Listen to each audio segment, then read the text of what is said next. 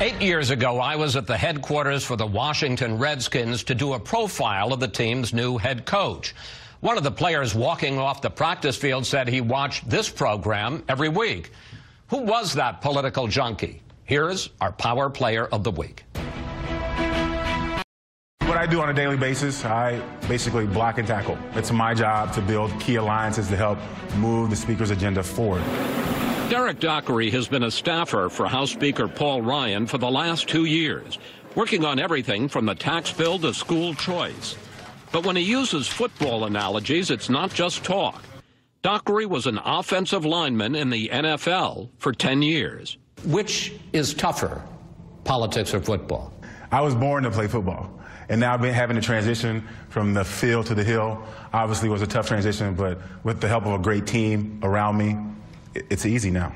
Dockery says he didn't care about politics until two of his fellow linemen on the Buffalo Bills pulled him into their discussions. Every day they would bring in the Wall Street Journal, the New York Times. We would talk taxes, religion, national security. The turning point. One day I looked at my paycheck and then I began to think about taxes.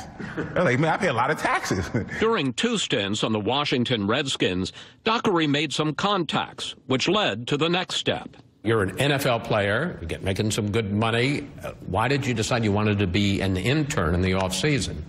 Because I wanted to transition well. I was thinking about what's next. He got a job interning on the House Budget Committee, then chaired by Paul Ryan. What did your teammates think? They loved it. I mean, they used to always say, look at political Dockery. It got so bad I would watch C-SPAN. No, I loved it.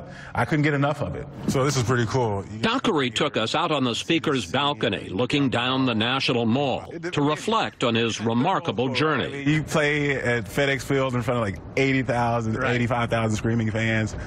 And this is surreal, too. You think about just the history. Right? You know the best part? You don't have to choose because you've done both. I've done both, right? So I get the best of both worlds. Which brought up the politics of football. How do you feel about NFL players taking a knee during the national anthem? We need to pay attention to criminal justice and the inequities in our country.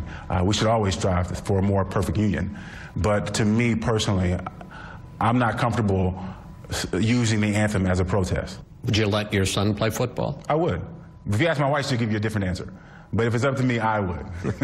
So the answer is no. The answer is no. Tonight is about you. We're going to have tons of fun. Dockery and his wife started a nonprofit called Yellow Ribbons United to help veterans and to support the families of the fallen and military who were still serving. The reason why we do this is because of my wife's brother, who we lost in Afghanistan, Sergeant David Williams. He really inspired us to give back. It's all part of a tough transition. How you doing? Good to see you again. Derrick Dockery has made look easy. I enjoy getting up every day and having a purpose. I'm not at home trying to figure out what's next. I enjoy working with people. I enjoy being a part of a team, and that's the main thing, being a part of the team. Dockery says he has no plans to run for office, but he doesn't rule it out. To learn more about his charity, Yellow Ribbons United,